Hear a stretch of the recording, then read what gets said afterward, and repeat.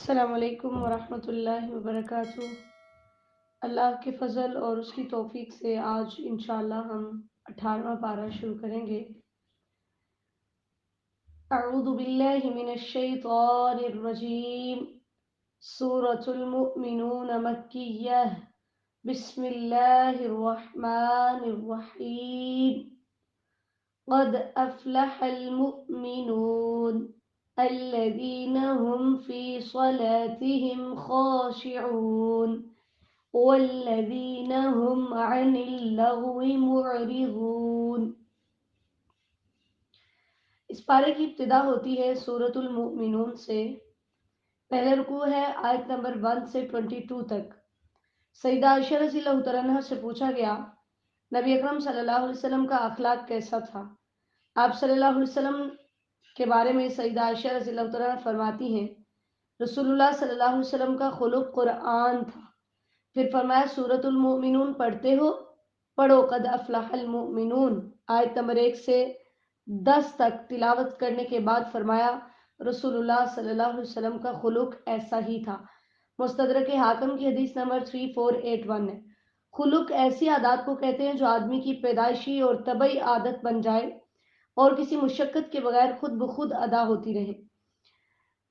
افلح اس کا root word ہے فا لام ہا۔ کامیابی کو بھی کہتے ہیں، پھاڑنا بھی اس کا مطلب ہوتا ہے اور بقا بھی اس کا مطلب ہوتا ہے۔ کسان کو فلاح اس لیے کہتے ہیں کہ وہ زمین میں بیج بونے کے لیے زمین کو پھاڑتا ہے اور جب فصل پک جاتی ہے تو وہ کامیابی حاصل کرتا ہے اور اس سے فائدہ اٹھانے میں وہ اپنی مراد کو پا لیتا ہے۔ تو فلاح سے مراد ایسی کامیابی جو محنت و مشقت کے نتیجے میں حاصل ہو۔ اللہ تعالیٰ نے یہاں پر ایمان والوں کی صفات بتائی ہیں کہ جو اپنی نمازوں میں عاجزی کرتے ہیں۔ کامیاب کون ہیں؟ جو مومن ہیں۔ اور مومن کون ہیں؟ جن کے اندر یہ چند خوبیاں پائی جاتی ہیں۔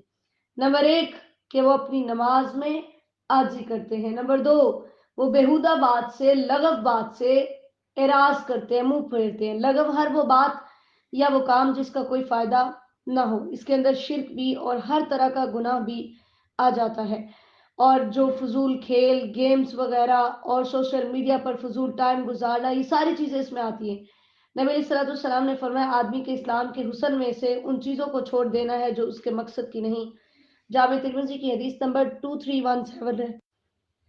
تو مومن وہ ہے کہ جو ان بیہودہ چیزوں سے پرہیز کرتا ہے، اسی طرح جو زکوٰۃ ادا کرتے ہیں اور جو اپنی شرمگاہ کی حفاظت کرتے ہیں سوائے اپنی بیوی اور لونڈی کے۔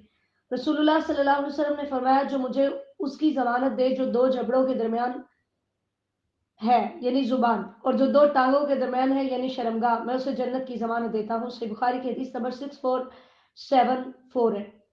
کیونکہ انسان کے پاس شہوت کو پورا کرنے کے لیے 2 ہی راستے ہیں، یا اس کی بیوی یا لونڈی۔ یہ مرد کے لیے تو اجازت ہے لیکن عورت کے لیے اجازت نہیں ہے کہ وہ اپنے غلام سے جسمانی تعلق قائم کرے۔ اللہ تعالیٰ فرماتے ہیں جو اس کے علاوہ کوئی راستہ تلاش کرتا ہے وہ حد سے بڑھنے والا ہے۔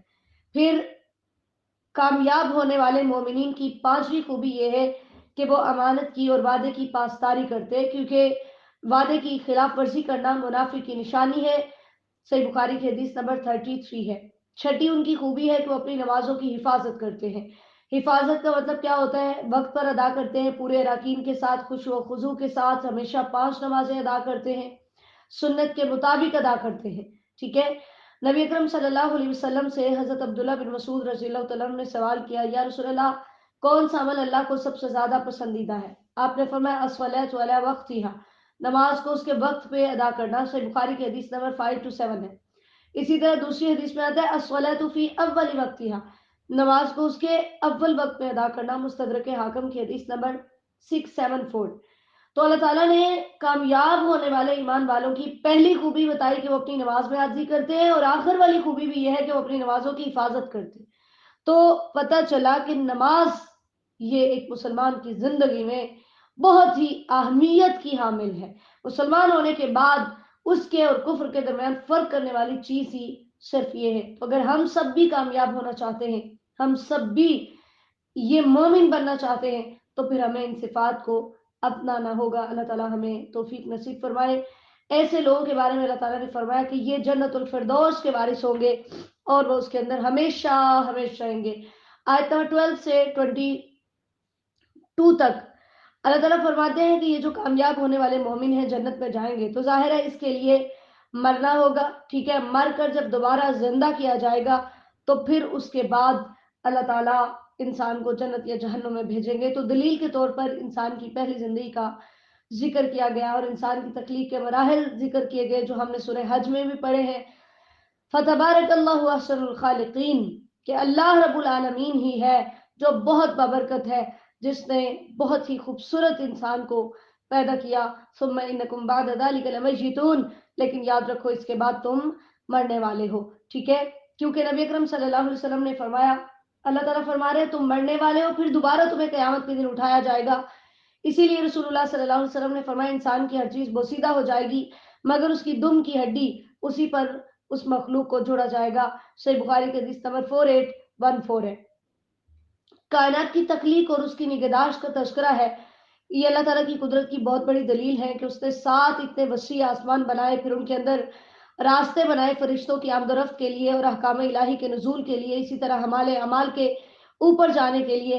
اور پھر اللہ تعالیٰ ہمیں پیدا کرنے کے بعد غافل نہیں ہوا، بلکہ وہ مسلسل ہماری نگرانی کر رہا ہے، ٹھیک ہے۔ تو اللہ تعالیٰ ہم سے یہ ڈیمانڈ کر رہا ہے کہ ہم اس کی نعمتوں کا شکر ادا کریں اور اپنے رب کے شکر گزار بندے بن جائیں۔ اللہ تعالیٰ نے پھر تذکرہ کیا ہے اس درخت کا جو طور سینا سے نکلتا ہے، تنبت بالدہن وصبغ للآکلین، اس سے مراد زیتون کا درخت ہے۔ نبی اکرم صلی اللہ علیہ وسلم نے فرمایا زیتون کھاؤ اور اس کا تیل استعمال کرو کیونکہ یہ ایک مبارک درخت سے ہے۔ جامع ترمذی کی حدیث نمبر 1851 ہے۔ اللہ تعالیٰ فرماتے ہیں تمہارے لیے جانوروں میں عبرت ہے کہ میں کیسے ان کے گوبر اور خون میں سے تمہارے لیے سفید دودھ نکالتا ہوں۔ کشتیوں میں عبرت ہے کہ کس طرح وہ سمندروں کے درمیان چل رہی ہوتی ہیں۔ دوسرا رکوع ہے وَلَقَدْ أَرْسَلْنَا نُوحًا إِلَىٰ قَوْمِهِ، آیت نمبر 23 سے 32 تک قوم نوح کا تذکرہ ہے۔ ہم نے کئی بار پڑھ لیا کہ حضرت نوح علیہ السلام نے اپنی قوم کو بلایا اور قوم نہ مانی، اور جھٹلانے کی وجہ صرف یہ تھی کہ وہ کہتے تھے کہ تو ہمارے جیسا بشر ہے، اور نمبر 2 تو چاہتا ہے کہ تو ہمارا اقتدار چھین لے اور تو کرسی پر بیٹھ جائے، اس وجہ سے لہٰذا ہم تجھے نہیں مانتے۔ اللہ تعالیٰ نے کشتی بنانے کا حکم دیا اور ان کو بتایا کہ یہ ایک پوائنٹ ہے، یہاں سے جب تنور ابھرے گا، جب جوش مارے گا تو تب آپ کی قوم کی ہلاکت کا وقت ہوگا۔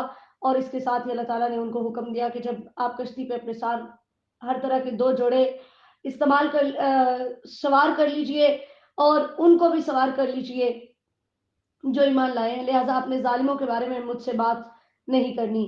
اور جب آپ اس کے اوپر برابر ہو کر بیٹھ جائیں تو کہیے الحمدللہ الذی نجانا من القوم الظالمین، تمام تعریفات کا مستحق وہ اللہ ہے جس نے ہمیں ظالموں کی قوم سے نجات دی۔ وقل رب انزلنی منزلا مبارکا وانت خیر المرسلین، اور کہیے کہ اے ہمارے رب ہمیں اتارنا، بابرکت اتارنا، کیونکہ تو سب اتارنے والوں سے بہتر ہے۔ نبی علیہ السلام جب سواری پر سوار ہوتے تو 3 دفعہ بسم اللہ ایک دفعہ کہہ کر پھر 3 دفعہ اللہ اکبر کہتے اور پھر یہ دعا پڑھتے سبحان الذی اسرا سبحان الذی سخر لنا هذا وما كنا له مقرنین وانا الى ربنا لمنقلبون۔ اسی طرح اور بھی مختلف دعائیں ہیں جو نبی اکرم صلی اللہ علیہ وسلم سے ثابت ہے، وقت کی قلت کے پیش نظر ان کو ذکر نہیں کیا جا رہا۔ اللہ تعالیٰ فرماتے ہیں جب وہ نہ مانے تو ہم نے ان کو تباہ کیا اور ان کے بعد ہم دوسری قوم کو لے کر آئے اور اس قوم نے بھی آ کر لوگوں کو توحید کی دعوت دی اور ان کو بتایا کہ تمہارے لیے اللہ کے علاوہ کوئی معبود نہیں ہے۔ تیسرا رکوع ہے وقال الملأ من قومه الذين كفروا، آیت نمبر 33 سے 44 تک۔ یہاں پر تذکرہ ہے قوم عاد کا، ٹھیک ہے۔ اور اسی طرح اللہ تعالیٰ نے ان کا تذکرہ اس وجہ سے کیا کہ یہ مکہ والوں کے قریب رہتے تھے، انہوں نے بھی قوم کے سرداروں نے نبی کو اسی وجہ سے جھٹلایا، کہا ما ھذا الا بشر مثلکم۔ ہر دور کا جو نبی تھا اس کے منکرین کا صرف یہ ایک ہی شبہ تھا، جھٹلانے کا صرف ایک ہی سبب ہوتا کہ وہ بشر کو نبی نہیں مانتے تھے۔ کہتے جیسے ہم کھاتے ہیں یہ بھی اسی طرح کھاتا ہے، جیسے ہم پیتے ہیں یہ بھی اسی طرح پیتا ہے، تو اگر ہم اس کی اطاعت کر لیتے ہیں تو پھر ہم تو نقصان اٹھانے والے ہوں گے۔ اور انہوں نے کہا یہ کیسی بات کرتا ہے کہ ہم مریں گے اور دوبارہ اٹھیں گے، نہیں نہیں ایسا کچھ بھی ہونے والا نہیں ہے۔ تو اس کے بعد پھر قوم سمود کے بارے میں تذکرہ ہے، ٹھیک ہے۔ یہاں پر اللہ تعالیٰ نے نام نہیں لیا، لیکن جب عذاب کا تذکرہ ہوا ہے فَأَخَذَتْهُمُ الصَّيْحَةُ بِالْحَقِّ، تو وہاں سے پتہ چلتا ہے کہ اس سے مراد قوم سمود ہے، کیونکہ چیخ کا عذاب قوم سمود پہ آیا تھا۔ اللہ تعالیٰ نے ان کو تباہ و برباد کر دیا، کوڑا کرکٹ ہو گئے، اور پھر اللہ تعالیٰ ان کے بعد ایک نئی قوم کو لے کر آئے۔ پھر اس کے بعد آیت نمبر 45 سے 50 تک تذکرہ ہے حضرت موسیٰ و ہارون علیہ السلام کا، کہ اللہ تعالیٰ نے ان کو بھی نبوت دے کر، نشانیاں دے کر فرعون اور اس کے سرداروں کی طرف بھیجا، لیکن انہوں نے تکبر کیا اور انہوں نے بھی یہی کہا اَنُؤْمِنُ لِبَشَرَيْنِ مِثْلِنَا، کیا ہم اپنے جیسے دو انسانوں پر ایمان لائیں؟ یعنی ان کے بھی جھٹلانے کی جو وجہ تھی نا، وہ صرف یہ تھی کہ نبی بشر نہیں ہو سکتا۔ اللہ تعالیٰ فرماتے ہیں جب انہوں نے میرے نبیوں کو جھٹلایا فَكَانُوا مِنَ الْمُهْلَكِينَ، تو وہ ہلاک کر دیے گئے۔ موسیٰ علیہ السلام کو اللہ تعالیٰ نے کتاب دی تاکہ یہ لوگ ہدایت پائیں۔ پھر تذکرہ ہے حضرت عیسیٰ علیہ السلام کا اور ان کی ماں کا، جن کو اللہ تعالیٰ نے ایک نشانی بنایا اور ان کو ربوہ کی طرف اللہ تعالیٰ نے ٹھکانہ دیا۔ ربوہ بیت المقدس کے قریب کھجور والی وہ بلند جگہ تھی جہاں پر حضرت عیسیٰ علیہ السلام کی ولادت ہوئی۔ چوتھا رکوع ہے یا ایھا الرسل کلوا من الطیبات واعملوا صالحا، آیت نمبر 51 سے 77 تک۔ اللہ تعالیٰ نے یہاں پر رسولوں کو مخاطب کیا۔ قرآن پاک کے ایک مقام پہ اللہ نے یا ایھا الناس کے ذریعے سے کہا کہ پاکیزہ چیزیں کھاؤ۔ اللہ تعالیٰ نے پھر یا ایھا الذین آمنوا کے ذریعے سے ایمان والوں کو مخاطب کر کے کہا کہ پاکیزہ چیزیں کھاؤ۔ یہاں پر رسولوں کو مخاطب کیا جا رہا ہے کہ پاکیزہ چیزیں کھاؤ، جہاں سے اہمیت کا پتہ چلتا ہے کہ انسان کا رزق پاکیزہ اور حلال ہونا چاہیے، کیونکہ نبی اکرم صلی اللہ علیہ وسلم نے فرمایا کسی شخص نے کوئی کھانا اس سے بہتر نہیں کھایا جو وہ اپنے ہاتھ کی کمائی سے کھائے، اور اللہ کے نبی داؤد اپنے ہاتھ کی کمائی سے کھاتے تھے۔ ابن ماجہ کی حدیث نمبر 2150 ہے۔ پاکیزہ چیزوں سے مراد وہ چیزیں ہیں جن کا کھانا شریعت نے حلال کیا ہے یا انہیں حلال ذرائع سے ہی حاصل کیا گیا ہو، کیونکہ اگر انسان کی روزی حلال ہے تو نیک اعمال کرنا اس کے لیے آسان ہو جاتا ہے، اور اگر اس کی روزی حرام کی ہے تو پھر اس کی دعائیں قبول بھی نہیں ہوتی۔ وَإِنَّ هَذِهِ أُمَّتُكُمْ أُمَّةً وَاحِدَةً، اللہ تعالیٰ فرماتے ہیں یہ سب ایک ہی تھے، یعنی امت ایسے گروہ کو کہتے ہیں جو ہم عقیدہ اور ہم خیال ہوں۔ تو جتنے بھی نبی اس دنیا میں آئے سب کا دین ایک ہی تھا، بنیادی جو اسلام کے ارکان تھے وہ ایک ہی تھے۔ ہاں، وقت کے تقاضوں کے پیش نظر سب کی شریعتیں مختلف تھیں۔ دین کے جو بنیادی اصول تھے وہ یہاں پر بھی بیان ہوئے اور ہر نبی بھی لے کر آیا۔ نمبر 1 توحید، نمبر 2 قیامت، نمبر 3 حلال کھانا، اور نمبر 4 نیک اعمال کرنا۔ ٹھیک ہے، اللہ تعالیٰ فرماتے ہیں اس کے بعد لوگوں نے اختلاف کیا اور فرقوں میں بٹ گئے، ہر فرقہ اس بات پہ خوش ہے جو اس کے پاس ہے، حالانکہ ان میں سے حق پر وہی ہے جو انبیاء کے راستے پر چل رہا ہے۔ اس کے بعد ضدی اور متعصب لوگوں کے رویے کا تذکرہ ہے کہ مال اور اولاد کی کثرت کی وجہ سے انہوں نے یہ سمجھ لیا کہ اللہ ان سے راضی ہے، لیکن اس کے برعکس آیت نمبر 57 سے اللہ تعالیٰ بتا رہے ہیں کہ کچھ میرے مخلص مومنین بھی ہیں جو مجھ سے ڈرتے ہیں کہ کہیں میں ان سے ناراض نہ ہو جاؤں، وہ میری آیات پر یقین رکھتے ہیں، وہ شرک نہیں کرتے، وہ نیکی کرنے کے بعد اس کی قبولیت کے بارے میں ڈرتے ہیں۔ سیدہ عائشہ رضی اللہ تعالیٰ عنہا نے نبی علیہ السلام سے پوچھا یا رسول اللہ، کیا اس سے مراد وہ شخص ہے جو چوری کرتا ہے، زنا کرتا ہے اور شراب پیتا ہے؟ آپ صلی اللہ علیہ وسلم نے فرمایا نہیں ہے ابو بکر کی بیٹی، بلکہ یہ وہ لوگ ہیں جو نماز پڑھتے ہیں، روزہ رکھتے ہیں، صدقہ کرتے ہیں، اور وہ ڈر رہے ہوتے ہیں کہ کہیں ایسا نہ ہو کہ ان سے قبول نہ کیا جائے۔ پھر آپ صلی اللہ علیہ وسلم یہ آیت پڑھی اولئک یسارعون فی الخیرات، آیت نمبر 61۔ ابن ماجہ کی حدیث نمبر 3175۔ اللہ تعالیٰ فرماتے ہیں ہم کسی بھی نفس کو اس کی طاقت سے زیادہ تکلیف نہیں دیتے، یعنی شریعت کے تمام احکامات ایسے ہیں جو انسان کی بساط میں ہیں۔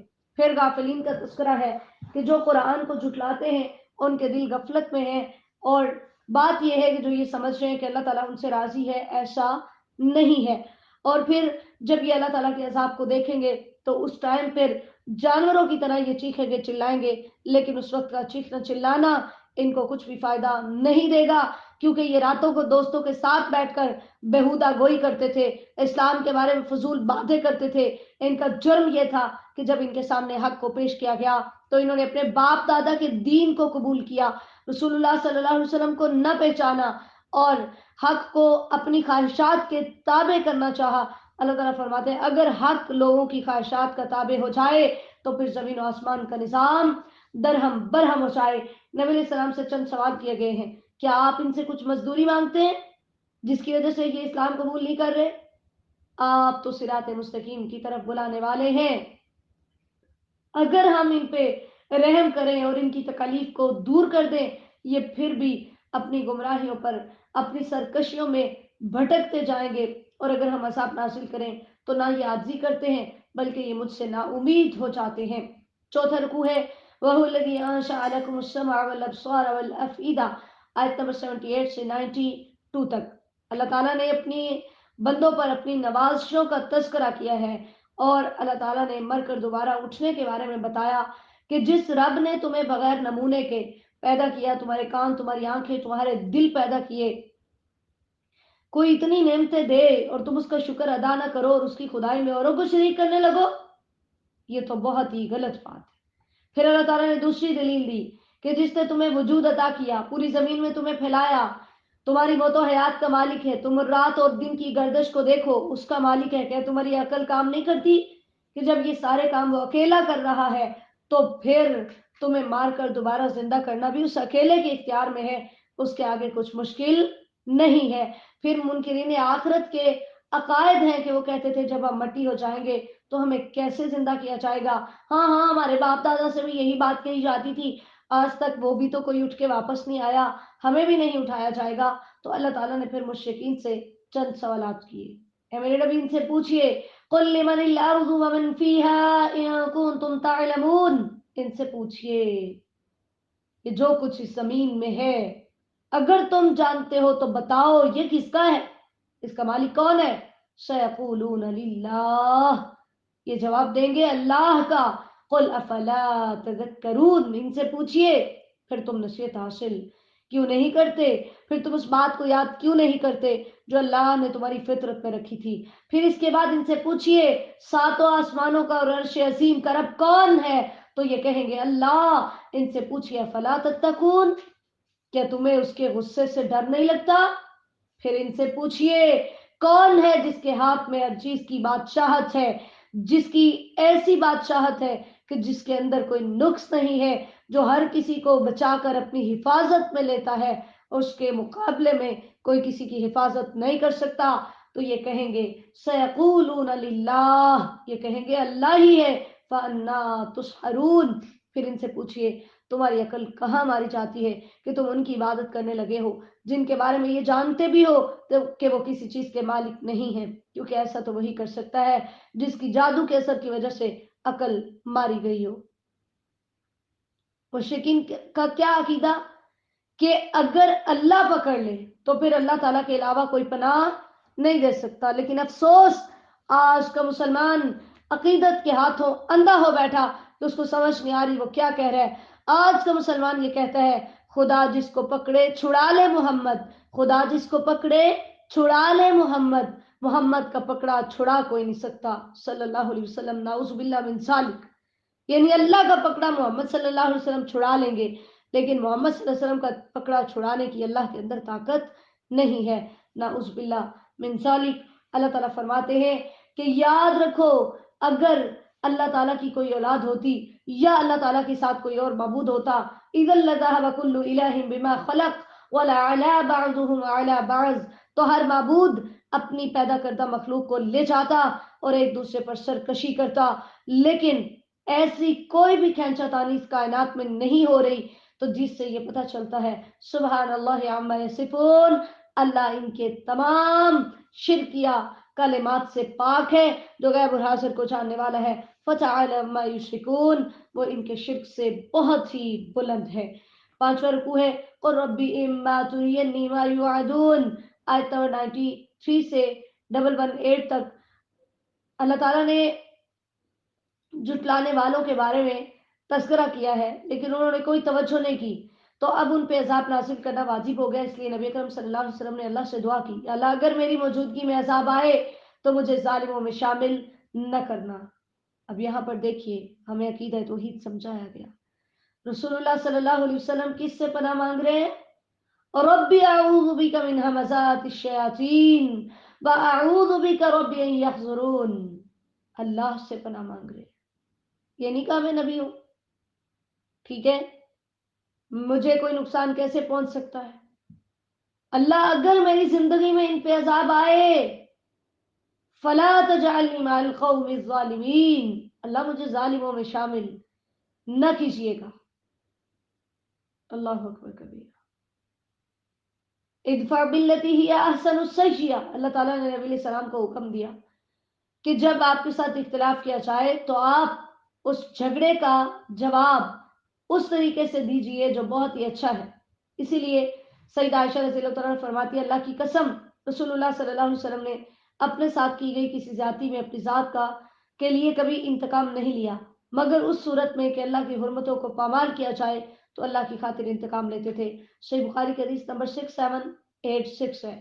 اللہ تعالیٰ نے نبی علیہ السلام کو سکھایا کہ آپ شیطان سے پناہ مانگیے۔ ہمازہ کا مطلب ہوتا ہے ہاتھ یا کسی بھی چیز کے ساتھ چونکا مارنا، تو برائی کا جواب اچھائی سے دینا یہ بہت بڑے حوصلے کی بات ہے، یہ ہر کوئی نہیں کر سکتا کیونکہ انسانی نفس اور شیطان اس کو انتقام پہ ابھارتا ہے، اس لیے اللہ تعالیٰ نے پناہ مانگنے کا حکم دیا ہے۔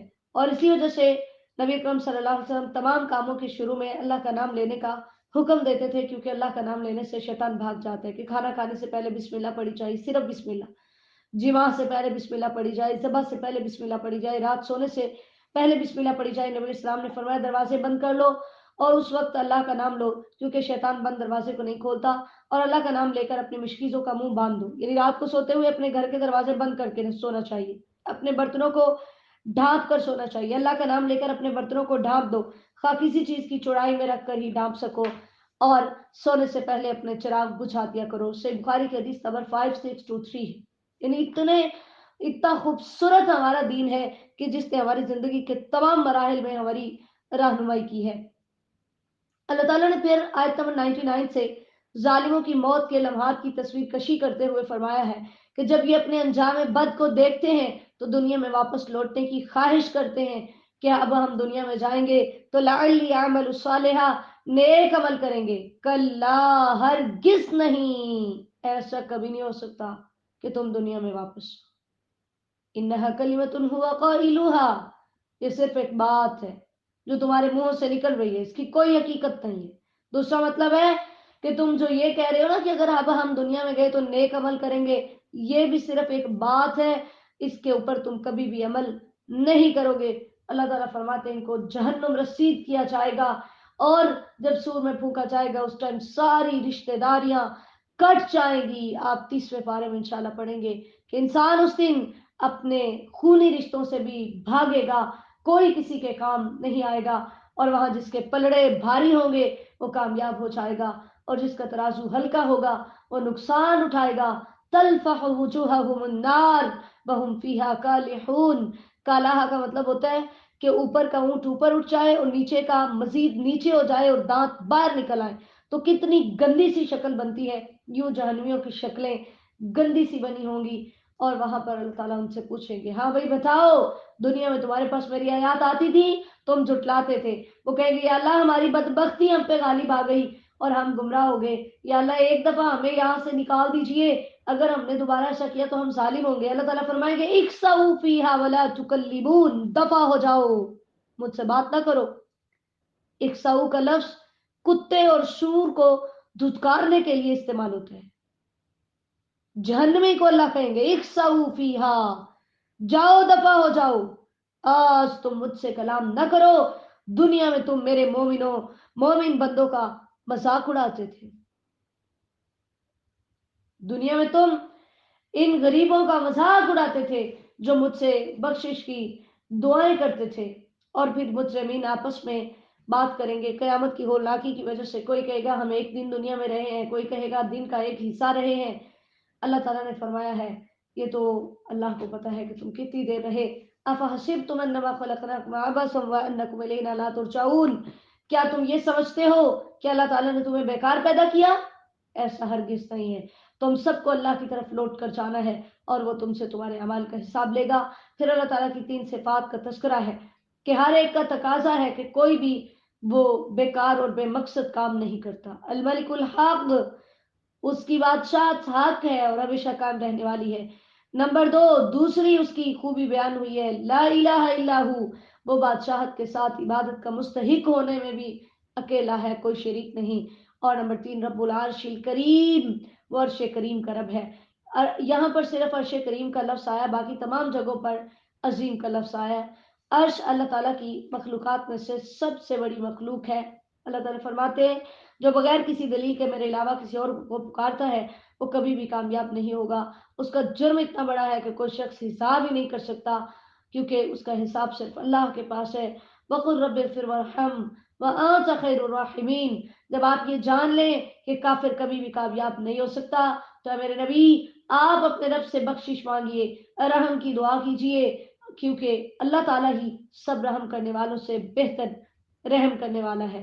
تو جب نبی علیہ السلام کو یہ دعا سکھائی گئی تو پھر امت کو بالأولا یہ دعا پڑھنی چاہیے۔ حضرت ابو بکر رضی اللہ تعالیٰ عنہ نے نبی علیہ السلام سے کہا تھا کہ مجھے کوئی ایسی دعا سکھائیے جو میں اپنی نماز میں پڑھوں، تو نبی علیہ السلام نے کو یہ دعا سکھائی، اللہم انی ظلمت نفسی ظلما کثیرا، اے اللہ میں اپنے نفس پہ ظلم کیے بہت زیادہ، ولا یغفر الذنوب الا انت، اللہ تیرے علاوہ کوئی گناہ بخشنے والا نہیں، فاغفر لی مغفرۃ من عندک، اے اللہ تو مجھے بخش دے کیونکہ بخشش تیرے اختیار میں ہے، انک انت الغفور الرحیم، کیونکہ تو ہی بے حد بخشنے والا رحم کرنے والا ہے۔ صحیح بخاری کی حدیث نمبر 834 ہے۔ سورۃ النور مدنیہ، بسم اللہ الرحمن الرحیم۔ سورہ نور بڑی اہم سورت ہے، بہت اہم، ہم عورتوں کے لیے تو یہ بہت ہی اہم ہے، اس لیے اس کے احکامات کو توجہ سے سنیے۔ چونکہ اتنے تھوڑے سے وقت میں ہم اس کو اس طرح سے تو نہیں پڑھ سکتے جیسے اس کو پڑھنے کا حق ہے، لیکن انشاءاللہ تعالی ہم کوشش کریں گے کہ تھوڑے سے وقت میں ہم زیادہ سے زیادہ چیزوں کو کور کریں انشاءاللہ تعالی۔ سورۃ النور مدنیہ، بسم اللہ الرحمن الرحیم۔ آیت نمبر 1 سے 10 تک پہلا رکوع ہے۔ سورۃ انزلناہا، یہ عظیم سورت ہے جس کو اللہ تعالیٰ نے اپنے بندوں پر رحمت کے طور پر نازل کیا، جس میں اللہ تعالیٰ نے حدود کا تذکرہ کیا، گواہی کا ضابطہ مقرر کیا، اور اس میں اللہ تعالیٰ نے بہت ہی اہم احکامات ہمارے لیے بیان کیے ہیں، لعلکم تذکرون، تاکہ تم نصیحت حاصل کرو۔ انزلناہا کے لفظ سے یہ ثابت ہوتا ہے کہ یہ بلندی سے کلام اترا ہے، جہاں سے یہ پتہ چلا کہ اتارنے والا بھی بلندی پر ہے۔ نبی علیہ السلام کے پاس ایک لونڈی لائی گئی، آپ نے اس سے پوچھا این اللہ، اللہ کہاں ہے؟ کہتی آسمان میں۔ آپ نے پوچھا میں کون ہوں؟ کہتی اللہ کے رسول۔ آپ صلی اللہ علیہ وسلم نے فرمایا اسے آزاد کر دیجئے، یہ مومنہ ہے۔ صحیح مسلم کی حدیث نمبر 537 ہے۔ اس صورت کے اندر جو احکامات ہیں وہ قطعی ہیں جن پر عمل کرنا فرض ہے۔ تو سب سے پہلے زنا کی سزا بیان کی گئی ہے کہ اگر کوئی عورت اور کوئی مرد آپس میں زنا کر بیٹھتے ہیں، یعنی نکاح کے بغیر جسمانی تعلق قائم کرنا زنا کہلاتا ہے، اگر وہ زنا کر بیٹھے تو اللہ تعالیٰ فرماتے ہیں کہ ان میں سے ہر ایک کو 100 کوڑے لگائے جائیں۔ یہ سزا ہے غیر شادی شدہ کی، 100 کوڑے لگائے جائیں گے اور 1 سال کے لیے جلا وطن کیا جائے گا، اور جو شادی شدہ اگر زنا کرے تو ان کو رجم کیا جائے گا، ٹھیک ہے۔ صحیح بخاری کی حدیث نمبر 6830 ہے۔ اللہ تعالیٰ فرماتے ہیں کہ ان کو 100 کوڑے مارو، اور اس حد کو لاگو کرتے ہوئے تمہارے اندر بالکل بھی کوئی نرمی نہیں آنی چاہیے، یعنی حدود کے قیام میں نرمی نہیں کرنی۔ اور پھر اللہ تعالیٰ نے فرمایا ہے کہ مسلمانوں کی ایک جماعت بھی اس ٹائم حاضر ہو جب ان کو سزا دی جائے، تاکہ دوسرے لوگ عبرت حاصل کریں کہ ہم نے اگر یہ کام کیا تو ہمیں بھی ایسی دردناک سزا ملے گی۔ اور اس سے پہلے یہاں پر ایک بات جان لینی چاہیے کہ اگر کسی انسان نے کوئی جرم کیا اور اس کا جرم ثابت ہو گیا اور اس پہ حد قائم ہو جاتی ہے، لیکن اگر حاکم وقت کے پاس جانے سے پہلے اس کو آپس میں ہی معاف کر دیا جائے تو پھر اس کو حد نہیں لگے گی۔ نبی علیہ السلام نے فرمایا حدود کو آپس میں ایک دوسرے کو معاف کر دیا کرو، کیونکہ میرے پاس جو بھی حد آئے گی وہ واجب ہو جائے گی۔ سنن ابی داؤد کی حدیث نمبر 4376 ہے۔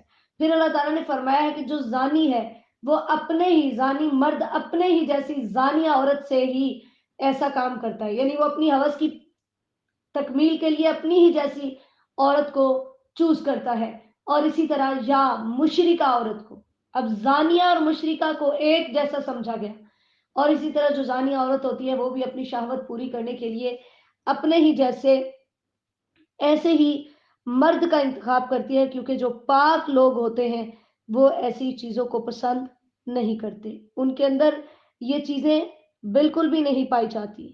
استغفر اللہ واتوب، کیونکہ اللہ تعالیٰ نے یہ چیز ایمان والوں کے لیے حرام کی ہے۔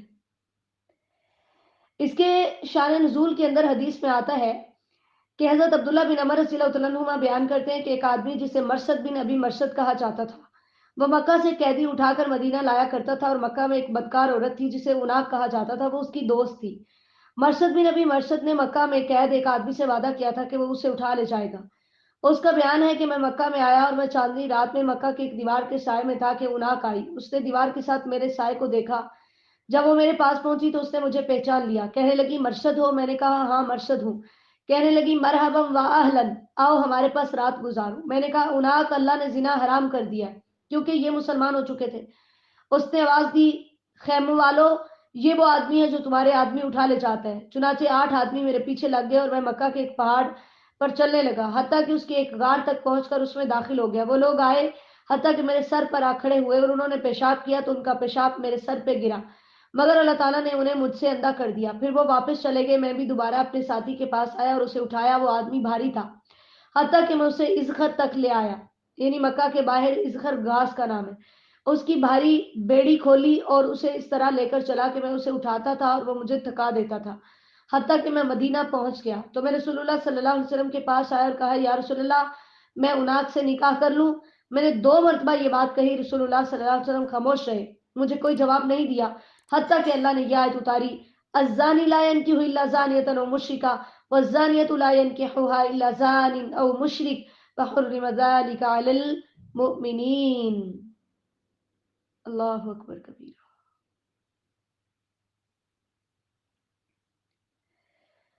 تو علامہ ابن قیم رحمہ اللہ فرماتے ہیں کہ زانیہ عورت سے نکاح کے متعلق اللہ تعالیٰ نے سورہ نور میں واضح کر دیا ہے کہ وہ حرام ہے، اور فرمایا کہ جو اس سے نکاح کرے وہ زانی ہے یا مشرک، کیونکہ یا تو اللہ کے حکم کی پابندی قبول کرے گا اور اس کے وجوب کا عقیدہ رکھے گا یا نہیں، اور اگر وہ اس کے وجوب کا عقیدہ ہی نہ رکھتا ہو تو وہ مشرک ہے، اور اگر اس کی پابندی قبول کرتا ہو اور اس کے وجوب کا عقیدہ رکھتا ہو پھر اس کی خلاف ورزی کرے تو وہ زانی ہے۔ اللہ تعالیٰ نے پھر پاک دامنہ عورت پر تہمت لگانے کی مذمت کی ہے اور فرمایا کہ اگر کوئی کسی پر تہمت لگاتا ہے، چاہے کہ کوئی کسی مرد پہ تہمت لگاتا ہے چاہے کوئی کسی عورت پہ تہمت لگاتا ہے، اگر وہ 4 گواہ پیش نہیں کرتے تو ان کو 80 کوڑے لگائے جائیں گے۔ نمبر 2، ان کی گواہی قبول نہیں کی جائے گی، اور نمبر 3، یہ لوگ فاسق ہیں۔ ہاں اگر یہ توبہ کر لیتے ہیں، اپنی اصلاح کر لیتے ہیں تو پھر آئندہ کے لیے ان کی گواہی قبول کی جا سکتی ہے۔ اس کے بعد آیت نمبر 6 سے آیت نمبر 10 تک تذکرہ ہے لیان کا، ٹھیک ہے۔ لیان ہوتا ہے، حضرت سہل بن سعد رضی اللہ تعالیٰ عنہ فرماتے ہیں ایک آدمی نے آ کر سوال کیا یا رسول اللہ، کیا کوئی آدمی اپنی بیوی کے ساتھ کسی آدمی کو دیکھے تو کیا اسے قتل کر دے تو تم اسے قتل کر دو گے، یا وہ کیا کرے؟ تو لیان کی آیات نازل ہوئی کہ اگر شوہر اپنی بیوی کو برائی کرتے دیکھے، کیونکہ اگر کوئی کسی پر الزام لگا رہا ہے تو پھر تو اس نے 4 گواہ پیش کرنے ہیں، اگر 4 گواہ پیش کر دیتا ہے تو پھر جس پر الزام لگا ہے اس کو زنا کی حد لگے گی، اور اگر 4 گواہ پیش نہیں کرتا تو الزام لگانے والے کو تہمت کی حد لگے گی۔ زنا کی حد 100 کوڑے اور 1 سال جلا وطنی، اور تہمت کی حد جو ہے وہ 80 کوڑے۔ اب میاں بیوی کا معاملہ اس کے برعکس ہے کہ کوئی شخص اپنی بیوی کو کسی کے ساتھ دیکھے تو ظاہر ہے اب وہ گواہ تو بلانے نہیں جائے گا۔ ایسی صورت میں کیا کیا جائے؟ ایسی صورت میں میاں بیوی 5 قسمیں اٹھائیں گے جس کو لیان کا نام دیا جاتا ہے، یعنی ان میں سے ایک جو ہے وہ 5 قسمیں کھائے گا، اور وہ کہے گا، شوہر 4 دفعہ قسم کھا کے کہے گا کہ اللہ کی قسم وہ سچ بول رہا ہے، اور 5ویں دفعہ وہ کہے گا کہ اس پہ اللہ کی لعنت ہو اگر وہ جھوٹ بولے۔ اسی طرح وہ عورت 4 قسمیں کھا کر کہے گی کہ اس کا شوہر جھوٹ بول رہا ہے، اور 5ویں دفعہ وہ کہے گی کہ اس پہ اللہ کا غضب ہو اگر اس کا شوہر سچ بول رہا ہو۔ تو لیان سے میاں بیوی کے درمیان ہمیشہ کے لیے جدائی کر دی جاتی ہے۔ لیان 3 طلاقوں کے بعد تو میاں بیوی آپس میں مل سکتے ہیں، لیکن لیان کے بعد میاں بیوی آپس میں نہیں مل سکتے، اور ایسی صورت میں جو بچہ پیدا ہوگا وہ ماں کا وارث ہوگا۔ صحیح بخاری کی حدیث نمبر 4746 ہے۔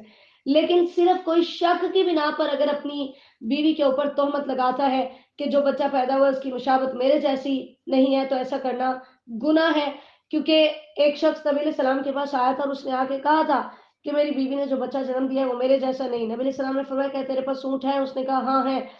تو ان کے رنگ کیا ہے؟ پوچھا۔ ان میں کوئی گندمی بھی ہے؟ اس نے کہا ہاں ہے۔ تو آپ نے فرمایا باقی سارے سرخ ہیں تو گندمی کہاں سے آیا؟ کہتا ہے اس کو کوئی رگ کھینچ کر لے گئی ہو۔ تو نبی علیہ السلام نے فرمایا پھر تیرے بچے کو بھی کوئی رگ کھینچ کے لے گئی ہوگی کہ اس کا رنگ بھی کسی اور پہ چلا گیا۔ تو صرف شک کی بنیاد پر کوئی شخص اپنی بیوی پر تہمت لگائے کہ بچہ میرے جیسا نہیں ہے تو ایسا کرنا گناہ ہے۔ دوسرا رکوع ہے ان الذین جاءوا بالافک عصبۃ منکم، آیت نمبر 11 سے 22 تک تذکرہ ہے واقعہ افک کا۔ افک کہتے ہیں اصل میں لفظی معنی ہوتا ہے الٹا کرنا، ٹھیک ہے، اور مراد ایسا بہتان ہے جو حقیقت کے بالکل خلاف ہو، اور اس سے مراد وہ واقعہ ہے کہ جس میں سیدہ عائشہ رضی اللہ تعالیٰ عنہ پہ تہمت لگائی، نعوذ باللہ من ذالک، ٹھیک ہے، اور وہ خود اس کی تفصیل بیان کرتی ہیں۔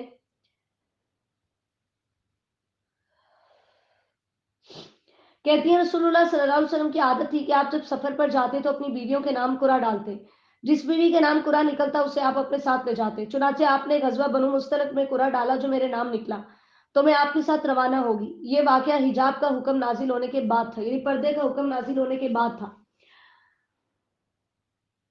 میں ایک ہودج میں، یعنی ایک ڈولی ٹائپ ہوتی تھی، اس میں سوار ہوتی، جب اترتی تو ہودج سمیت اتاری جاتی۔ ہم اسی طرح سفر کرتے رہے۔ جب آپ صلی اللہ علیہ وسلم اس غزوہ سے فارغ ہوئے اور سفر سے لوٹے تو ہم لوگ مدینہ کے نزدیک آ پہنچے۔ آپ نے ایک رات کوچ کا اعلان کیا۔ یہ اعلان سن کر میں اٹھی اور پیدل چل کر لشکر سے پار نکل گئی۔ جب حاجت سے فارغ ہوئی، یعنی قضائے حاجت کے لیے گئی تھی اور لشکر کی طرف آنے لگی تو مجھے معلوم ہوا کہ اذفار کے نگینوں کا ہار جو میرے گلے میں تھا ٹوٹ کر گر گیا ہے۔ میں اسے ڈھونڈنے لگی اور اسے ڈھونڈنے میں دیر لگ گئی۔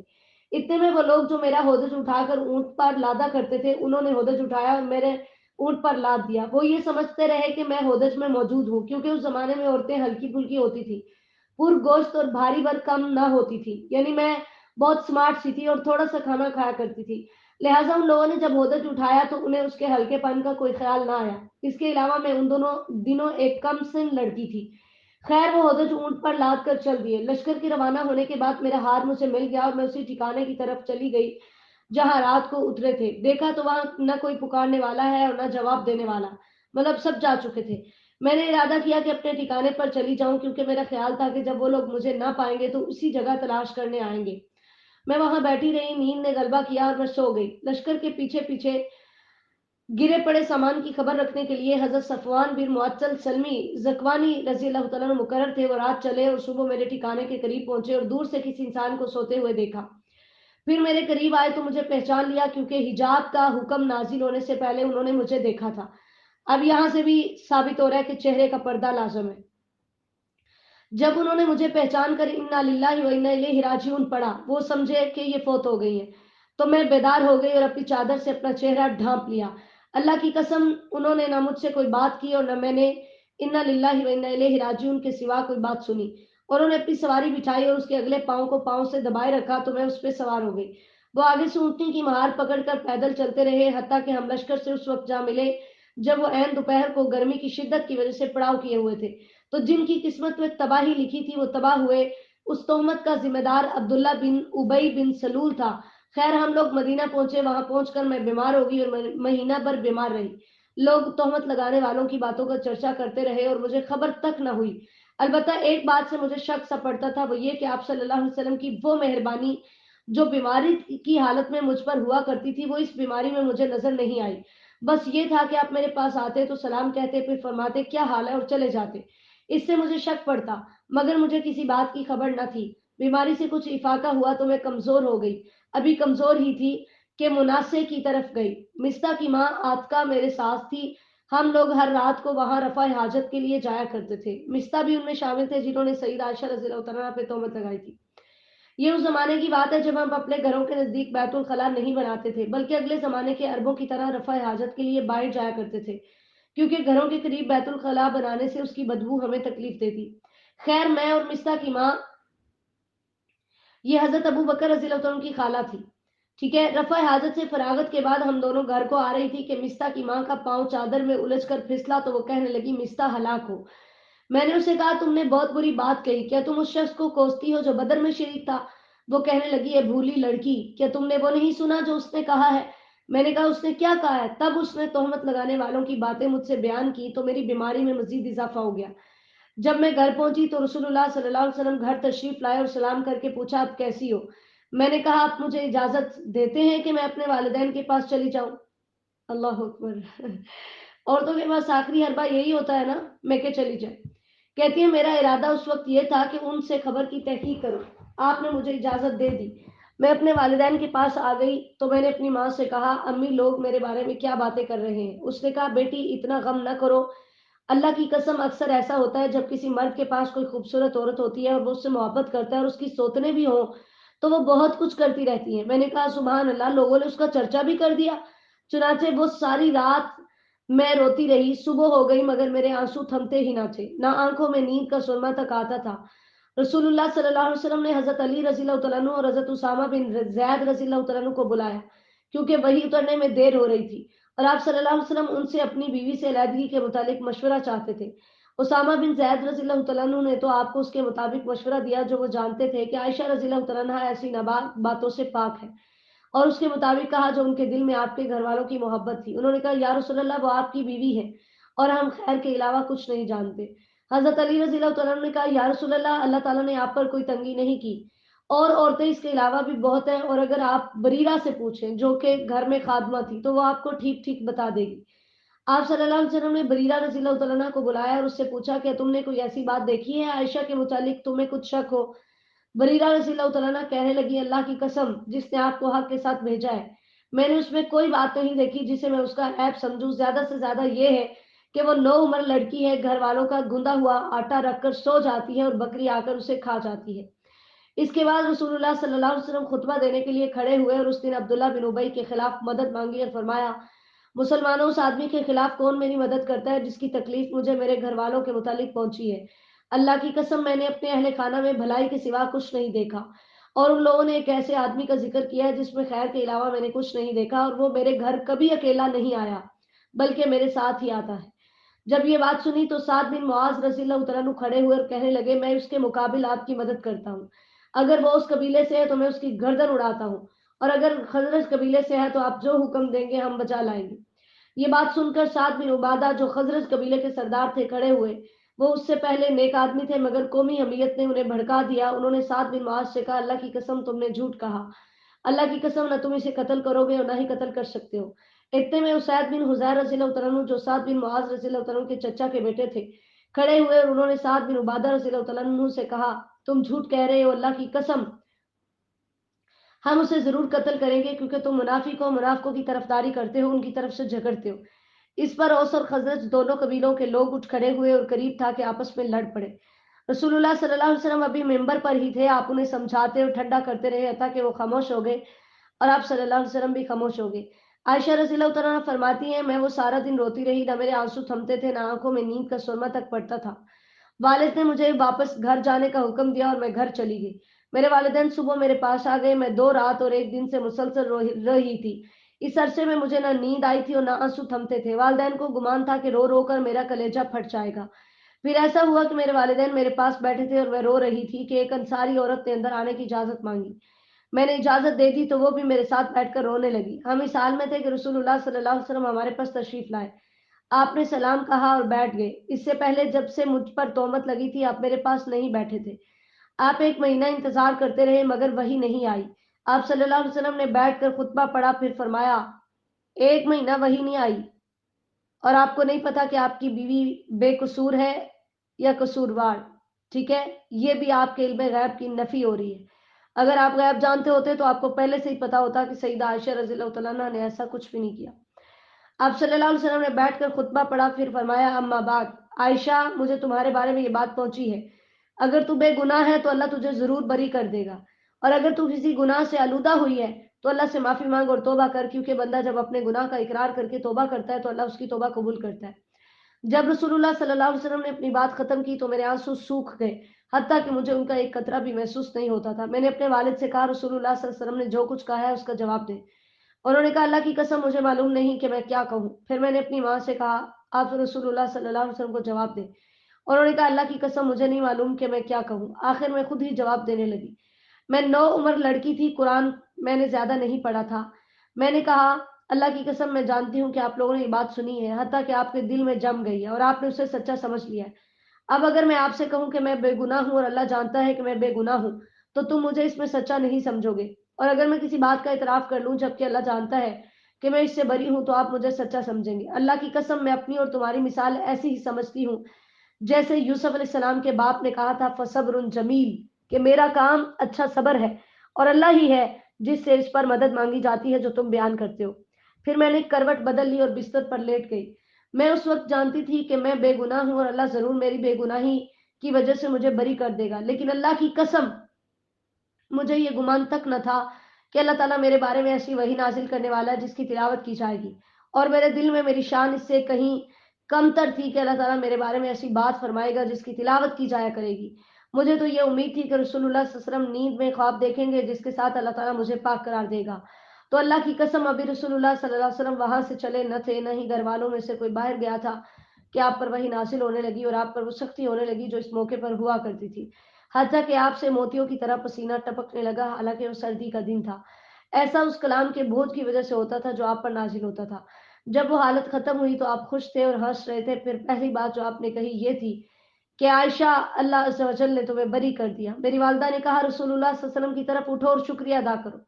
میں نے کہا اللہ کی قسم میں آپ کی طرف نہیں اٹھوں گی اور اللہ کے سوا کسی کا شکریہ ادا نہیں کروں گی۔ یہ عقیدہ توحید ہے۔ اللہ اکبر۔ اللہ تعالیٰ نے یہ آیات نازل فرمائی اس موقع پہ، ان الذین جاءوا بالافک عصبۃ منکم۔ تو جب اللہ تعالیٰ نے میری برات میں یہ آیات نازل کی تو ابو بکر رضی اللہ تعالیٰ عنہ نے، جو مستہ پر اس کی غربت کی وجہ سے اور اپنی رشتہ داری کی وجہ سے خرچ کرتے تھے، کہا اللہ کی قسم میں مستہ پر کبھی خرچ نہیں کروں گا کیونکہ اس نے عائشہ کے متعلق ایسی باتیں کی ہیں۔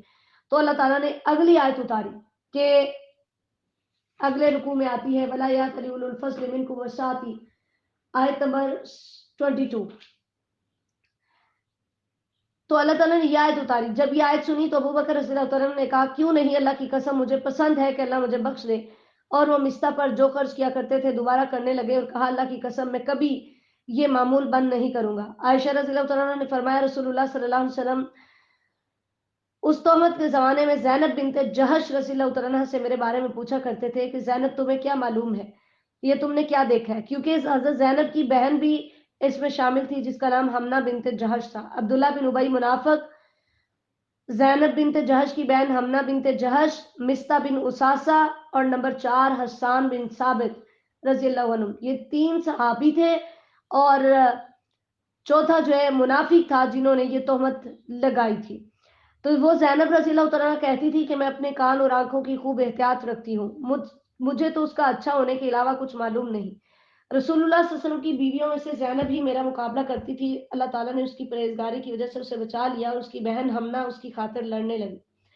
تو جس طرح دوسرے تہمت لگانے والے تباہ ہوئے وہ بھی تباہ ہوئی۔ صحیح بخاری کی حدیث نمبر 4750 جس کے اندر یہ پورا واقعہ بیان کیا گیا ہے، یہ جو 2 رکوع کے اندر آ رہا ہے، ٹھیک ہے، سورہ نور کا دوسرا رکوع اور تیسرا رکوع، ٹھیک ہے۔ تو یہ مختصر یعنی اس کی ڈیٹیل تھی جو میں نے آپ کو بتائی ہے۔ اب اس کے اندر بڑے اہم احکامات ہیں، ایک ایک لفظ سمجھنے والا ہے۔ تو ان کو اللہ تعالیٰ نے پھر تہمت کی حد لگائی تھی، لیکن عبداللہ بن ابی منافق کو تہمت کی حد نہیں لگائی گئی تھی، باقی 3 کو لگائی، اس لیے کہ اس کے آخرت میں عذاب میں اضافہ ہو، کیونکہ دنیا میں جس گناہ کی سزا مل جائے پھر آخرت میں اس کی حد نہیں لگتی، تو اس وجہ سے اللہ تعالیٰ نے اس کو سزا نہیں دی تھی، ٹھیک ہے۔ اور اللہ تعالیٰ نے اس کے ساتھ ہی بتایا ہے کہ تم نے جب یہ سنا تھا تو تم اپنے اوپر قیاس کرتے کہ اگر تم سے یہ کام ناممکن ہے تو نبی کی بیوی سے تو بالولا ناممکن ہے۔ تو جو لوگ ایمان والوں کے اندر بے حیائیاں پھیلانا چاہتے ہیں دنیا و آخرت میں ان کے لیے دردناک عذاب ہے، ٹھیک ہے۔ تو تیسرے رکوع میں بھی اللہ تعالیٰ نے فرمایا کہ تم شیطان کے قدموں کی پیروی نہ کرو، کیونکہ شیطان تمہیں اکسا رہا تھا کہ تم نبی علیہ السلام کی بیوی پر تہمت لگاؤ۔ اور پھر حضرت ابو بکر رضی اللہ عنہ والی بات کا تذکرہ ہے جو میں نے ابھی ذکر کی ہے۔ پھر اللہ تعالیٰ نے دوبارہ فرمایا ہے کہ وہ لوگ جو پاک دامنہ غافلہ مومنہ عورتوں پر تہمت لگاتے ہیں، چاہے مومنہ عورتوں پر یا مردوں پر، لعنوا فی الدنیا والآخرہ، دنیا و آخرت میں ان پہ لعنت کر دی گئی ہے، وہ اللہ کی رحمت سے دور کر دیے گئے، ولہم عذاب عظیم، اور ان کے لیے بہت بڑا عذاب ہے۔ افسوس سے کہوں گی آج ہمارے بھی یہی رویے ہیں، ہم بغیر سوچے سمجھے کسی کی عزت کی دھجیاں اڑانے لگتے ہیں، کسی کو ذلیل و رسوا کرنے لگتے ہیں۔ یاد رکھیے کہ عزت و ذلت اللہ کے ہاتھ میں ہے، اس لیے ہمیں کبھی بھی بغیر تحقیق کسی کے اوپر اپنی زبان نہیں کھولنی چاہیے۔ اگر کسی کی ایسی بات پتہ بھی چلے تو ہمیں پردہ پوشی کرنی چاہیے۔ اللہ تعالیٰ فرماتے ہیں روز قیامت ان کی زبانیں، ان کے ہاتھ، ان کے پاؤں ان کے اعمال کی گواہی دیں گے، اور اس دن اللہ تعالیٰ ان کو پورا پورا بدلہ دے گا۔ اور یہ یاد رکھے کہ پاک مرد پاک عورتوں کے لیے۔ حضرت عمر رضی اللہ عنہ سے نبی علیہ السلام نے جب پوچھا تھا نا کہ آپ عائشہ کے بارے میں کیا کہتے ہیں؟ انہوں نے یہی کہا تھا، یا رسول اللہ پاک مرد پاک عورتوں کے لیے اور پاک عورتیں پاک مردوں کے لیے، آپ نبی ہیں، آپ کے حرم میں بدکار عورت نہیں رہ سکتی، اسی لیے نبی کی بیوی کافرہ تو ہو سکتی ہے لیکن بدکار نہیں ہو سکتی۔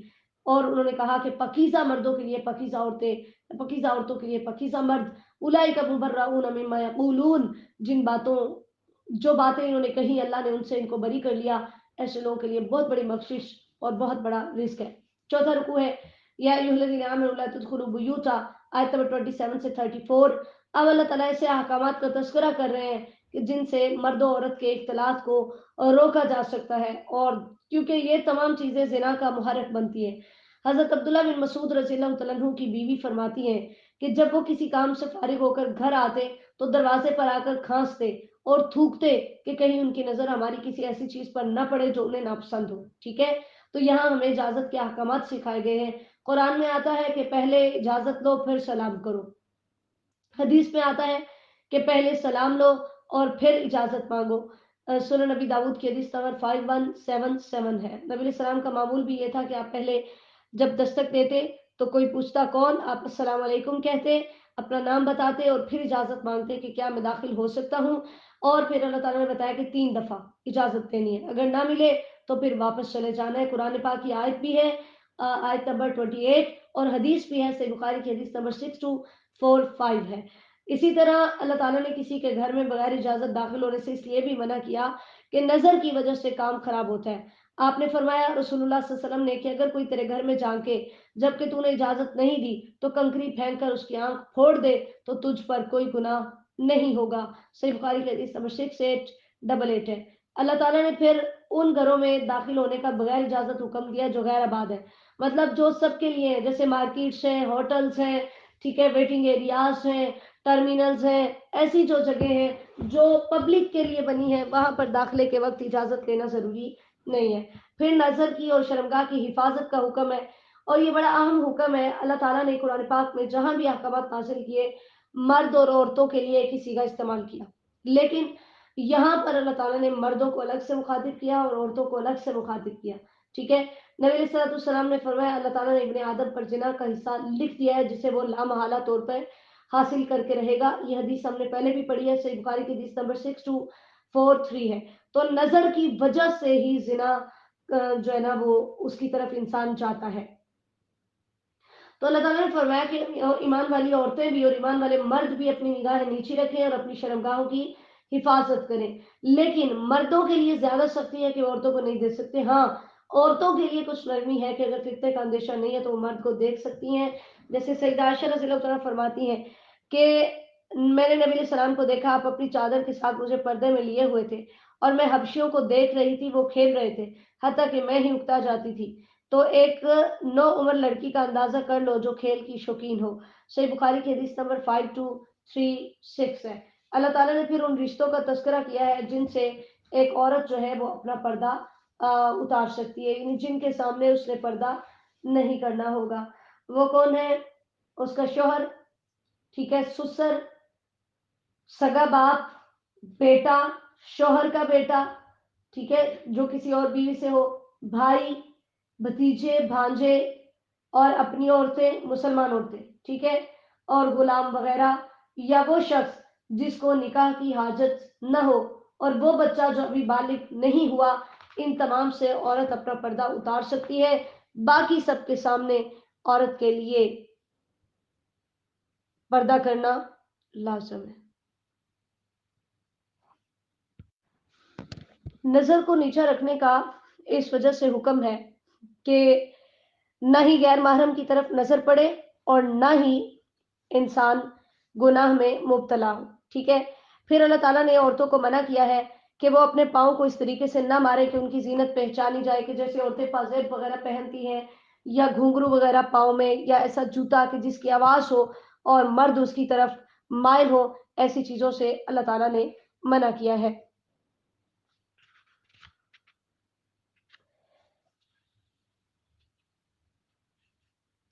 اور اس میں اللہ تعالیٰ نے عورت کو حکم دیا ہے کہ ظاہری حسن و جمال جو ہے اس کے لیے وہ زینت اختیار کر سکتی ہے، لیکن اپنے محرم رشتہ داروں کے سامنے. اور اسی طرح کچھ مفسرین کہتے ہیں کہ الا ما ظہر منہا سے مراد ہاتھ اور پاؤں ہے، کہ اگر وہ باقی تو پردہ کرتی ہے لیکن ہاتھ اور پاؤں اگر کھلے بھی رہتے ہیں کہ تو اس کے اندر کوئی حرج والی بات نہیں ہے.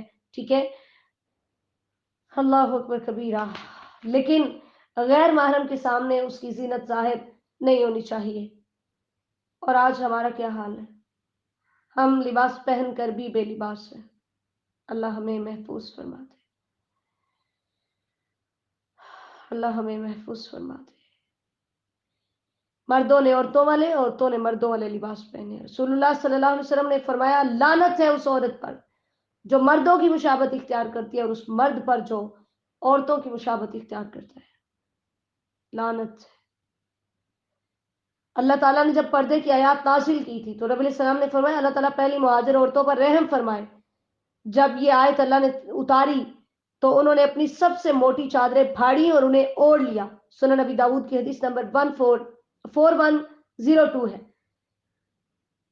تو رد ہے ان لوگوں کا جو کہتے ہیں کہ چہرے کا پردہ نہیں ہے. اللہ تعالیٰ نے مرد اور عورتوں کو الگ الگ مخاطب کر کے نظروں کو جھکانے کا حکم دیا ہے، اپنی عزتوں کی حفاظت کا حکم دیا ہے. اور اللہ تعالیٰ نے فرمایا ہے کہ چھپا کر رہو اور تم سب اللہ کی طرف توبہ کرو تاکہ تم کامیاب ہو جاؤ. من کی الایام منکم.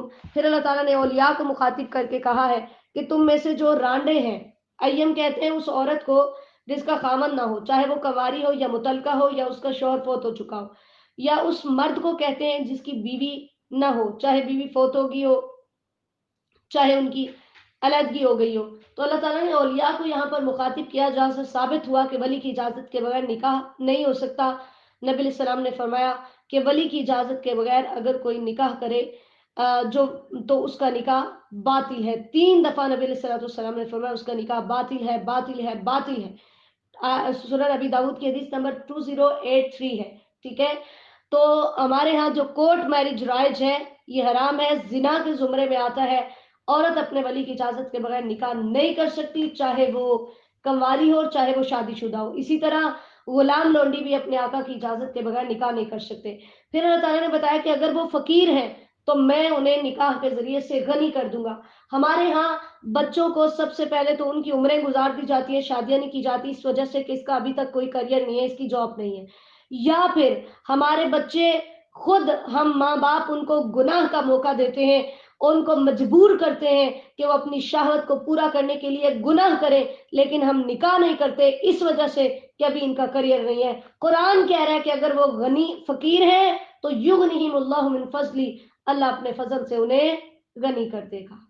ٹھیک ہے، تو کریئر اللہ نے بنانا ہے، جس رب نے پیدا کیا ہے رزق بھی اس نے دینا ہے. اس وجہ سے اس بنیاد پر اپنے بچوں کی شادی نہ کرنا کہ ابھی ان کی جاب نہیں ہے اور ان کو گناہ میں بھٹکنے دینا، یہ بہت بڑا جرم ہے. اور آج ہماری سوسائٹی میں یہ سمجھتی ہوں کہ کورٹ میرج کی ضرورت بھی اسی لیے پیش آتی ہے کہ والدین جب بر وقت بچوں کی شادی نہیں کرتے، ان کی ڈیزائرز پوری نہیں ہوتی جو فطری طور پر ان کی خواہشات ہیں، ٹھیک ہے، وہ جب پوری نہیں ہو رہی تو انسان محتاج ہے، وہ پھر ناجائز طریقے سے اس کی تکمیل کے لیے کوشش کرتا ہے. تو والدین کو اللہ کا خوف کھاتے ہوئے اپنی اولادوں کے اس کریئر کی بجائے یہ جو جنت اور جہنم والا کریئر ہے نا، اس کا خیال کرنا چاہیے. اللہ تعالیٰ ہماری اصلاح فرمائے. آیت نمبر 33 میں اللہ تعالیٰ نے فرمایا کہ جس کے اندر نکاح کی طاقت نہیں ہے وہ بہت پاک دامنی اختیار کرے حتیٰ کہ اللہ اسے غنی کر دے. نبی علیہ السلام نے فرمایا نوجوانوں کی جماعت تم میں سے جو نکاح کر سکتا ہو وہ نکاح کرے، کیونکہ وہ نظر کو بہت نیچا کرنے والا اور شرمگاہ کو بہت محفوظ رکھنے والا ہے. اور جو نکاح کا سامان نہ پائے وہ روزے کو لازم پکڑے، کیونکہ وہ اس کے لیے شہوت کو کچلنے کا باعث ہے. صحیح بخاری کی حدیث نمبر 5066 ہے. پھر اس کے بعد مکاتبت کا حکم ہے. مکاتبت یہ ہوتی ہے کہ غلام اور اس کا مالک، ان دونوں کے درمیان یہ آزادی کی تحریر ڈیسائیڈ ہو جائے کہ غلام اتنی رقم قسطوں میں فلاں مدت تک ادا کرے گا تو اسے آزادی مل جائے گی. تو اللہ تعالیٰ نے حکم دیا کہ اگر تمہارا غلام مکاتبت کرنا چاہتا ہے اور تم اس کے اندر بھلائی محسوس بھی کرتے ہو کہ ہاں یہ اس قابل ہے کہ یہ میرے پیسے واپس کر دے گا، تو پھر تم اس سے مکاتبت لازمی طور پہ کر لو. کیونکہ نبی اکرم صلی اللہ علیہ وسلم نے فرمایا 3 آدمیوں کی مدد اللہ تعالیٰ پر حق ہے، وہ مکاتب جو ادائیگی کا ارادہ رکھتا ہو، نمبر 2 وہ نکاح کرنے والا جو حرام سے بچنے کا ارادہ رکھتا ہو، اور نمبر 3 اللہ کے راستے میں جہاد کرنے والا۔ سنن نسائی کی حدیث نمبر 3220 ہے۔ پھر اللہ تعالیٰ نے منع کیا ہے کہ اپنی لونڈیوں کو زنا پر مجبور نہ کرو، کیونکہ عبداللہ بن ابی اور اس کے ساتھی اپنی لونڈیوں کو زنا پر مجبور کرتے تھے کہ اس کے ذریعے سے پیسہ کما کر لا کر ہمیں دو، جبکہ وہ پاک دامن رہنا چاہتی تھی۔ انہوں نے نبی علیہ السلام سے آ کر شکایت کی تو اللہ تعالیٰ نے یہ آیت نازل کی، آیت نمبر 33 صحیح مسلم کی حدیث نمبر 3029 ہے۔ نبی علیہ السلام نے فرمایا کتے کی قیمت حلال نہیں ہے، کاہن کی شرینی حلال نہیں ہے، اور زانیہ کی آمدنی حلال نہیں ہے۔ سنن نسائی کی حدیث نمبر 4298 ہے۔ 5واں رکوع ہے اللہ نور السماوات والارض، آیت نمبر 35 سے 40۔ اللہ تعالیٰ ہی زمین و آسمان کا نور ہے، ان کو روشن کرنے والا ہے۔ اس سے مراد اللہ تعالیٰ کا نور نہیں ہے، کیونکہ اس کے نور کی مثال بیان نہیں ہو سکتی، اور اس کا نور تو حجاب ہے، ٹھیک ہے، اس کا نور حجاب کے پیچھے ہے، صحیح مسلم کی حدیث نمبر 179 ہے۔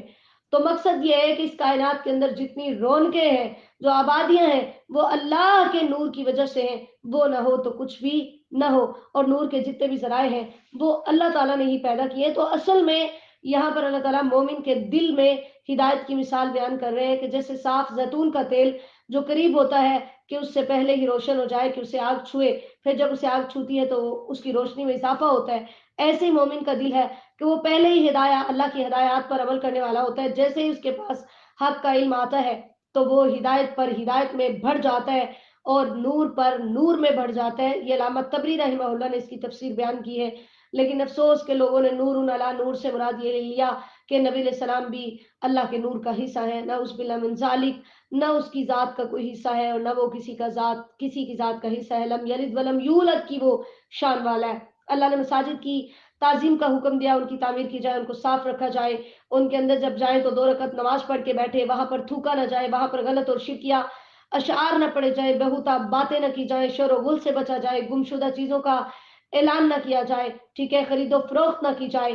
اور اللہ تعالیٰ نے پھر صحابہ کرام رضی اللہ عنہ کی تعریف کی ہے کہ کوئی بھی تجارت، کوئی بھی خرید و فروخت ان کو اللہ کے ذکر اور نماز سے غافل نہیں کرتی۔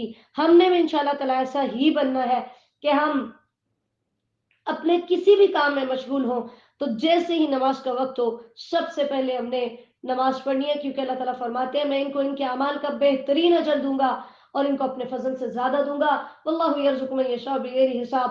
مجھے بڑا افسوس ہوتا ہے جب میں دیکھتی ہوں کہ عورتیں کام میں لگی ہوتی ہیں نا، لگی رہتی ہیں، وہ کہتی ہیں اچھا اب یہ پورا کر کے ہی تو پھر ہی میں نماز پڑھوں گی، جبکہ اگلی نماز کا وقت ہو چکا ہوتا ہے۔ مومن کو الصلاۃ فی اول وقتہا کو تھام لینا چاہیے۔ اللہ نے تعریف کی ہے ان کی کہ جن کو کوئی تجارت میرے ذکر سے غافل نہیں کرتی، جو کچھ بھی وہ کر رہے ہوں، جہاں بھی ہوں، جس بھی حالت میں ہوں، وہ اللہ کو یاد کرتے رہتے ہیں۔ اسی لیے نبی علیہ السلام سے ایک شخص نے جب پوچھا تھا کہ مجھے کوئی نصیحت کیجئے تو نبی علیہ السلام نے فرمایا تھا تیری زبان ہمیشہ اللہ کے ذکر سے تر رہے۔ جامع ترمذی کی حدیث نمبر 3375 ہے۔ اللہ تعالیٰ ہمیں بھی توفیق دے تو چلتے پھرتے اٹھتے بیٹھتے اللہ تعالیٰ کا ذکر کرتے رہیں۔ پھر اللہ تعالیٰ نے کفار کے اعمال کی 2 مثالیں بیان کی ہیں کہ چٹیل میدان کے اندر ریت جو دور سے پانی دکھائی دیتی ہے اور پیاسا جب اس کے پاس جاتا ہے تو وہ ریت ہوتی ہے، اور اسے وہاں کچھ حاصل نہیں ہوتا۔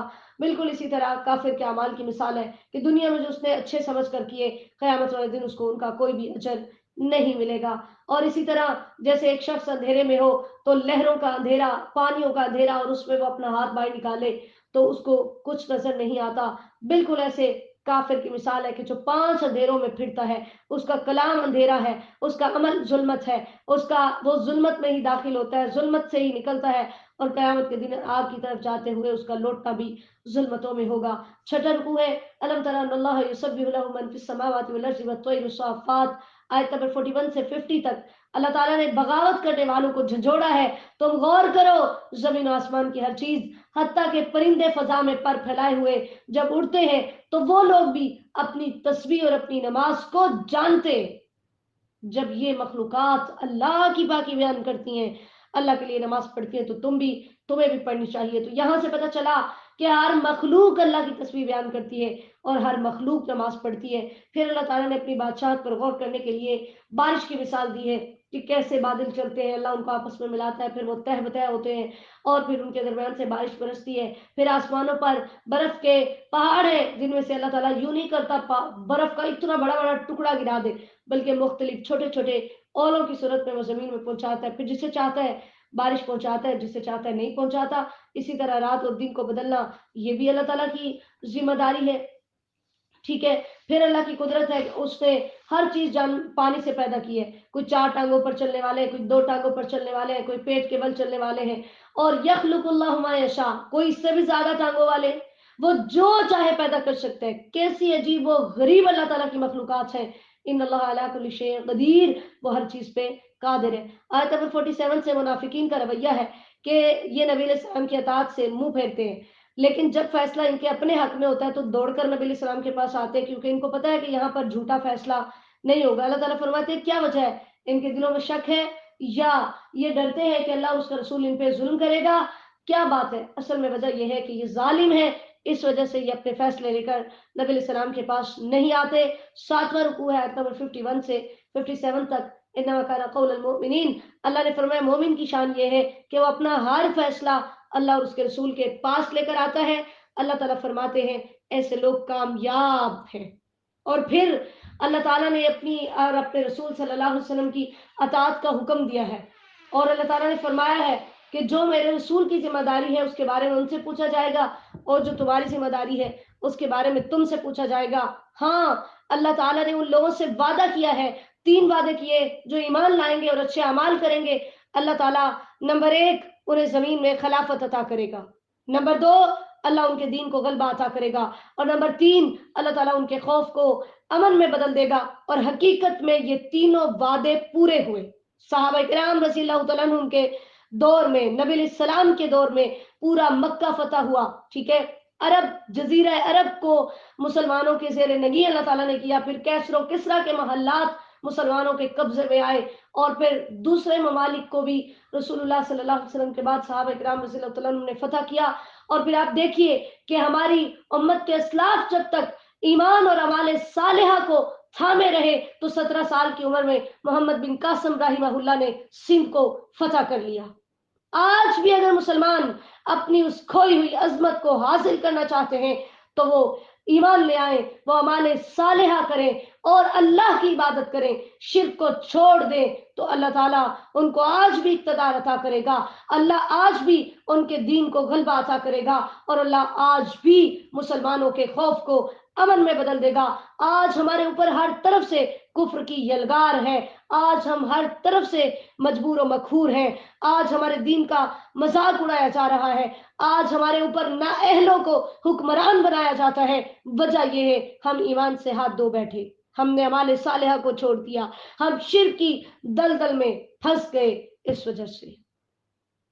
لیکن ابھی بھی ہمارا ایمان ہے کہ یہ وعدہ پورا ہوگا۔ رسول اللہ صلی اللہ علیہ وسلم نے فرمایا یہ کام یعنی دین اسلام وہاں تک پہنچے گا جہاں رات اور دن پہنچتے ہیں، اور اللہ تعالیٰ کوئی اینٹوں کا بنا ہوا مکان نہیں چھوڑے گا اور نہ ریشم کا بنا ہوا، مگر اللہ اس میں دین کو داخل کرے گا، عزت والے کو عزت دے کر اور ذلیل کو ذلت دے کر۔ مسند احمد کی حدیث نمبر 16959 ہے۔ اور یہ آیت خلفائے راشدین کی خلافت کے برحق ہونے کی بھی دلیل ہے کہ اللہ نے یہ چیزیں ان کے ہاتھوں ثابت کی۔ پھر دوبارہ سے نماز اور زکوٰۃ ادا کرنے کا حکم ہے، نبی علیہ السلام کی اطاعت کا حکم ہے۔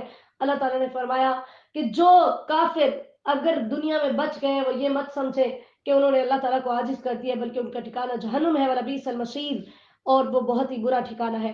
8واں رکوع ہے یا ایھا الذین آمنوا لیستأذنکم الذین ملکت ایمانکم، آیت نمبر 58 سے 61 تک اجازت کے احکامات ہیں۔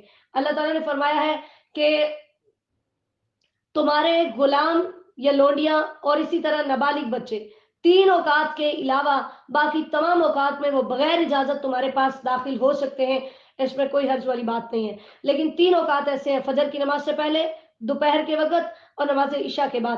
یہ 3 اوقات ایسے ہیں کہ جن کے اندر وہ بھی بغیر اجازت داخل نہیں ہو سکتے، کیونکہ یہ 3 پردے کے اوقات ہیں، میاں بیوی کے آپس میں ملنے کے اوقات ہیں۔ اللہ تعالیٰ فرماتے ہیں کہ یہ اجازت کی پابندی ان سے ختم کرنے کی وجہ یہ ہے کہ وہ کثرت سے تم پہ چکر لگانے والے ہیں، جو نوکر گھر میں رہتا ہے، یعنی یہ وہ والے غلام ہیں جن کی پوری قیمت دے کر ان کو خریدا ہوا ہو، تو ان کے بارے میں، یا میدان جنگ میں کوئی غلام آیا ہو اور وہ آپ کے حصے میں آیا ہو تو وہ مراد ہے، ٹھیک ہے۔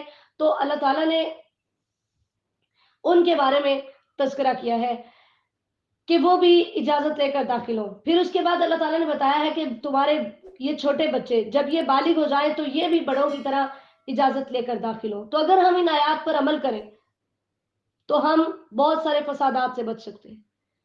ہمیں اپنے گھروں کے اندر بھی ان اصولوں کو لاگو کرنا چاہیے۔ آج ہمارے گھروں میں لڑائیاں کیوں ہوتی ہیں؟ ساس بغیر اجازت بہو کے کمرے میں داخل، بہو بغیر اجازت ساس کے کمرے میں داخل، ٹھیک ہے۔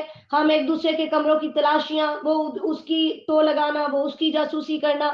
اسلام نے ان چیزوں کی مذمت کی ہے۔ آپ کو اپنے گھر میں بھی ایک کمرے سے دوسرے کمرے میں جانا ہے تو اجازت لینی، یہ گھر کی بات ہو رہی ہے کہ 3 اوقات میں وہ اجازت لیں۔ پھر اس کے بعد تذکرہ ہے ان بوڑھی عورتوں کا کہ جن کے اندر نکاح کی رغبت نہیں ہے، تو اللہ تعالیٰ نے ان کو اجازت دی ہے کہ وہ اپنے چہرے کا پردہ اتار سکتی ہیں، ٹھیک ہے۔ جب وہ بہت بوڑھی ہو جائیں اور نکاح کی حاجت نہ ہو، نہ ان کو اور نہ ان کے اندر دوسرے لوگوں کو، تو پھر اس وقت وہ اپنا پردہ اتار دیں، اس کے اندر کوئی حرج والی بات نہیں ہے۔ لیکن مرد کوئی جتنا بھی بوڑھا ہو جائے، عورت اس کے سامنے، کوئی نوجوان عورت اس کے سامنے پردہ نہیں اتار سکتی۔ آیت نمبر 61 میں اللہ تعالیٰ نے یہ حکم دیا ہے کہ یہ جو معذور ہیں، اندھے، لنگڑے، مریض، ان کے اوپر کوئی حرج نہیں ہے۔ اصل میں مسئلہ یہ تھا کہ ان معذوروں کو جب مسلمان اپنے رشتہ داروں کے گھر میں لے کر جاتے تھے تو یہ ان کے گھر سے کھانے میں آر محسوس کرتے تھے، تو اللہ تعالیٰ نے ان کی رخصت کے لیے یہ آیات اتاری۔ اور پھر اسی طرح یہ لوگ جہاد سے پیچھے رہتے تھے چونکہ عذر کی وجہ سے، تو بھی اللہ تعالیٰ نے ان کو بتایا کہ تمہارے لیے کوئی تنگی نہیں ہے کیونکہ اللہ کی طرف سے تمہارے ساتھ یہ ہو رہا ہے۔ اور پھر اللہ تعالیٰ نے یہاں پر چند رشتوں کا ذکر کیا ہے کہ تم اپنے باپوں کے گھروں سے، اپنی ماؤں کے گھروں سے، اپنے بھائیوں، اپنی بہنوں، اپنی پھوپھیوں، چچاؤں، اپنی خالاؤں، ماموں کے گھروں سے تم کھانا کھا سکتے ہو، ٹھیک ہے۔ اسی طرح جن کی چابیوں کے تم مالک بنے، کہ کوئی اپنی چابیاں دے کر تمہیں جاتا ہے، وہ تم پہ ٹرسٹ کرتا ہے، یقین کرتا ہے، تو تمہیں اپنی چابیاں دے رہا ہے، یا تمہارے اپنے دوستوں کے گھروں سے۔ تو ان تمام رشتوں کے گھروں سے اگر ہم کوئی چیز کھا لیتے ہیں، استعمال کر لیتے ہیں، تو اس کے اندر کوئی گناہ نہیں ہے، کوئی حرج والی بات نہیں ہے۔ ہاں اگر یہ پسند نہ کریں کہ ہم ان کی کوئی چیز استعمال کریں تو پھر نہیں کر سکتے۔ پھر اللہ تعالیٰ نے بتایا کہ تم اکیلے بھی کھاؤ تو یہ بھی یعنی صحیح ہے، لیکن اگر تم مل کر کھاؤ تو یہ بھی درست ہے۔ مل کر کھانا جو ہے وہ افضل ہے، اس میں برکت بھی ہوتی ہے۔ نبی علیہ الصلوۃ والسلام نے فرمایا 2 آدمیوں کا کھانا 3 کو کافی ہوتا ہے، اور 3 آدمیوں کا کھانا 4 کو کافی ہوتا ہے۔ صحیح بخاری کی حدیث نمبر 5392 ہے۔ پھر اللہ تعالیٰ نے ہمیں حکم دیا ہے کہ جب تم اپنے ہی گھروں میں داخل ہو تو اس وقت بھی سلام کیا کرو، کیونکہ یہ اللہ کی طرف سے ایک بڑا ہی بابرکت تحفہ ہے۔ اللہ تعالیٰ نے یہ آیات کھول کر تمہارے لیے بیان کی تاکہ تم سمجھو۔ 9واں رکوع ہے انما المؤمنون الذین آمنوا باللہ ورسولہ، آیت نمبر 62 سے 64 تک۔ پہلے گھروں کے اندر داخل ہونے کے بارے میں اجازت کے احکامات تھے، اب حکم ہے کہ مسلمان کسی مجلس میں رسول اللہ صلی اللہ علیہ وسلم کے ساتھ موجود ہوں، ٹھیک ہے۔ اور نبی علیہ السلام کے بعد والی مجالس کے لیے بھی یہی حکم ہے کہ جہاں ہم اپنے کسی بڑے کی نگرانی کے اندر کسی مجلس میں بیٹھے ہیں تو وہاں سے ہمیں بغیر اجازت نہیں نکلنا چاہیے، کیونکہ اللہ تعالیٰ فرماتے ہیں جو بغیر اجازت نکلتے ہیں وہ منافق ہیں، اور جو مومن ہیں وہ بغیر اجازت وہاں سے نہیں نکلیں گے۔ اگر وہ اپنے کسی کام کے لیے آپ سے اجازت مانگے تو آپ انہیں چاہیں تو اجازت دے دیں اور ان کے لیے استغفار کی دعا کریں، کیونکہ نبی علیہ السلام کی مجلس کو چھوڑ کر یا دینی مجلس کو چھوڑ کر اپنے دنیاوی کام کے لیے جانا بہرحال چاہے یہ گناہ نہیں ہے لیکن پھر بھی ایک اچھی بات نہیں ہے، اس وجہ سے اس کے اوپر استغفار کا حکم ہے۔ پھر مسلمانوں کو حکم دیا کہ جیسے تم آپس میں ایک دوسرے کو نام لے کر بلاتے ہو یا اونچی آوازوں سے بلاتے ہو، یا اگر تم آپس میں ایک دوسرے کو بلاؤ تو اس کو اتنی اہمیت نہیں دیتے کہ بات سن لو تو بھی ٹھیک ہے، نہ سنو تو بھی ٹھیک ہے، لیکن رسول اللہ صلی اللہ علیہ وسلم کی پکار کو تم نے ایسا نہیں بنانا۔ اور تم یاد رکھو زمین و آسمان کی ہر چیز اللہ کے پاس ہے، اللہ تمہارے حالات سے واقف ہے اور تمہیں لوٹ کر اس کے پاس جانا ہے، وہاں وہ تمہیں تمہارے تمام اعمال کے بارے میں بتائے گا۔ اللہ بکل شیء علیم، کیونکہ وہ ہر چیز کو خوب جاننے والا ہے۔ سورۃ الفرقان مکیہ، بسم اللہ الرحمن الرحیم۔ فرقان کہتے ہیں حق و باطل کے درمیان جدائی کرنے والی، فرق کرنے والی چیز کو۔ پہلا رکوع ہے آیت نمبر 1 سے 9 تک۔ سورۃ النور کے آخر میں ہم نے پڑھا کہ اللہ جانتا ہے جو کچھ تم کرتے ہو، وہ قیامت کے دن تمہارے اعمال کے انجام سے تمہیں آگاہ کرے گا۔ اب برے انجام سے بچانے کے لیے اللہ تعالیٰ نے ہمارے پاس اپنا رسول بھیجا اور حق و باطل میں فرق کرنے والی ایک کتاب اتاری۔ تبارک الذی، تبارکا برکت سے مراد ہوتا ہے خیر میں زیادہ ہونا اور بڑا ہوا ہونا، یعنی اللہ تعالیٰ ہر طرح کی خیر میں تمام مخلوقات سے بھرا ہوا ہے۔ اللہ تعالیٰ نے نبی علیہ السلام پہ فرقان اتارا، یہاں بھی نبی علیہ السلام کے لیے لفظ ابد بولا گیا ہے، نزل الفرقان علی عبدہ، بشر نہیں، نور نہیں بولا گیا، لفظ ابد بولا، جس سے اللہ نے یہ ثابت کیا کہ نبی علیہ السلام بشر تھے۔ اب آپ کی ڈیوٹی کا تذکرہ ہے، لیکون للعالمین نذیرا، تاکہ آپ جہان والوں کے لیے ڈرانے والے ہو۔ نبی علیہ السلام نے فرمایا مجھے 5 چیزیں عطا کی گئی ہیں جو مجھ سے پہلے انبیاء میں سے کسی کو نہیں دی گئیں۔ پہلے نبی خاص اپنی قوم کی طرف بھیجا جاتا تھا، جبکہ مجھے تمام لوگوں کی طرف بھیجا گیا ہے۔ صحیح بخاری کی حدیث نمبر 438 ہے۔ اللہ تعالیٰ نے اپنی صفات کا تذکرہ کیا ہے کہ زمین و آسمان کی بادشاہت میرے پاس ہے، میری کوئی اولاد نہیں ہے، میری بادشاہت میں کوئی میرا شریک نہیں ہے، ہر چیز کا خالق میں ہوں۔ پھر کفار کے اعتراضات کا تذکرہ ہے، نعوذ باللہ، جو قرآن کو کہتے ہیں کہ یہ قصے کہانیاں ہیں۔ ٹھیک ہے، اللہ نے فرمایا قصے کہانیاں نہیں ہیں، بلکہ یہ اس رب نے نازل کیا ہے جو زمین و آسمان کے ہر راز سے واقف ہے۔ پھر نبی علیہ السلام کی رسالت پہ اعتراض، کہتے تھے یہ کیسا رسول ہے یاکل الطعام ویمشی فی الاسواق، جو کھانا کھاتا ہے بازاروں میں چلتا پھرتا ہے، اس کے ساتھ کوئی فرشتہ نازل کیوں نہیں ہوتا؟ وہ آ کر ہمیں بتائے یہ اللہ کا نبی ہے۔ اس کے پاس کوئی خزانہ کیوں نہیں ہے؟ اس کے پاس باغات کیوں نہیں ہے؟ یہ جادو کیا ہوا ہے۔ اللہ تعالیٰ نے فرمایا انظر کیف ضربوا لک الامثال، دیکھیے ان بدبختوں نے آپ کے لیے کیسی کیسی مثالیں بیان کی ہیں، کیونکہ یہ بھٹک چکے ہیں، اب یہ راہ راست پہ نہیں آ سکتے۔ دوسر کو ہے تبارک الذی، اللہ تعالیٰ نے انہیں اعتراضات کا جواب دیا کہ تم ایک باغ کی بات کرتے ہو، اللہ اتنا بابرکت ہے، وہ بے شمار باغات عطا کر سکتا ہے، اور پھر ایسے کہ جن کے اندر نہریں جاری ہوں، وہ آپ کو محلات عطا کر سکتا ہے، ساری نشانیاں دے سکتا ہے، لیکن وجہ یہ ہے کہ انہوں نے قیامت کو جھٹلایا ہے، یہ ہر طرح کا معجزہ دیکھ کر ایمان نہیں لائیں گے۔ اس لیے آپ پریشان نہ ہو، جب جہنم ان کو دیکھے گی دور سے دھاڑے گی، چیخے گی، چلائے گی، اور جب ان کو جہنم میں ڈالا جائے گا تو پھر وہاں یہ موت کی تمنا کریں گے، لیکن وہاں ان کو موت نہیں آئے گی۔ اب تم بتاؤ کہ یہ عذاب بہتر ہے یا ہمیشگی والی جنت بہتر ہے؟ پھر اللہ تعالیٰ نے مبدان باطل سے سوال کیا، کیا تم نے میرے بندوں کو گمراہ کیا تھا؟ وہ انکار کر دیں گے کہ یا اللہ ہم نے تو ان کو نہیں کہا تھا کہ یہ ہماری عبادت کریں، یا اللہ تو نے ان کو دنیا کا ساز و سامان دیا تھا، ان کے آباء و اجداد کو دنیا کی فراوانی دی تھی، حتی نسوا الذکر، یہ تیری یاد کو بھول گئے اور ہلاک ہونے والی قوم بن گئے۔ اب اللہ تعالیٰ نے کفار کے اعتراض کا جواب دیا کہ تم کہتے ہو یہ کیسا رسول ہے جو کھانا کھاتا ہے اور بازاروں میں چلتا ہے؟ سنو، جتنے بھی انبیاء کرام علیہ السلام تھے سب انسان تھے، لا یاکلون الطعام ویمشون فی الاسواق، وہ کھانا بھی کھاتے تھے، وہ بازاروں میں چلتے پھرتے بھی تھے۔ وجعلنا بعضکم لبعض فتنہ، کہ ہم نے تمہارے بعض کو بعض کے لیے ایک آزمائش کا ذریعہ بنایا ہے، کہ ایک نبی کو اتنا مقام دیا اور تم بھٹک گئے۔ وَكَانَ رَبُّكَ بَصِيرًا، تصبرون، کیا تم صبر کرتے ہو؟ کیونکہ تمہارا رب تمام تر چیزوں کو دیکھنے والا ہے۔ اللہ تعالی ہم سب کو ان احکامات کو سمجھنے کی اور ان کی روشنی میں اپنی زندگیوں کو بدلنے کی توفیق عطا فرمائے، ہمارے صغیرہ و کبیرہ گناہ معاف فرمائے، ہماری نیک حاجات کو پورا فرمائے، ہمیں دنیا و آخرت میں کامیاب و کامران فرمائے۔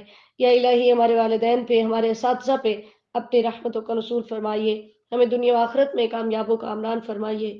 مولا کریم ہمارا خاتمہ بالایمان فرمائیے۔ یا الہی ہم سب سے راضی ہو جائیے، ہماری التجائیں پوری فرمائیے، ہمیں اپنے مقربین میں شامل فرمائیے۔ مولا کریم جو مالی تنگی میں مبتلا ہے وسعت عطا فرمائیے، جو مقروض ہے اپنے خزانوں سے قرض عطا فرمائیے۔ اللہ جو بچے بوڑھے نوجوان بیمار ہیں سب کو شفا کاملہ عاجلہ نصیب فرمائیے، ہمارا خاتمہ بالایمان فرمائیے، ہمیں اپنے مقربین میں شامل فرمائیے۔ اللہم صلی وسلم علی نبینا محمد صلی اللہ علیہ وسلم۔ السلام علیکم ورحمۃ اللہ وبرکاتہ۔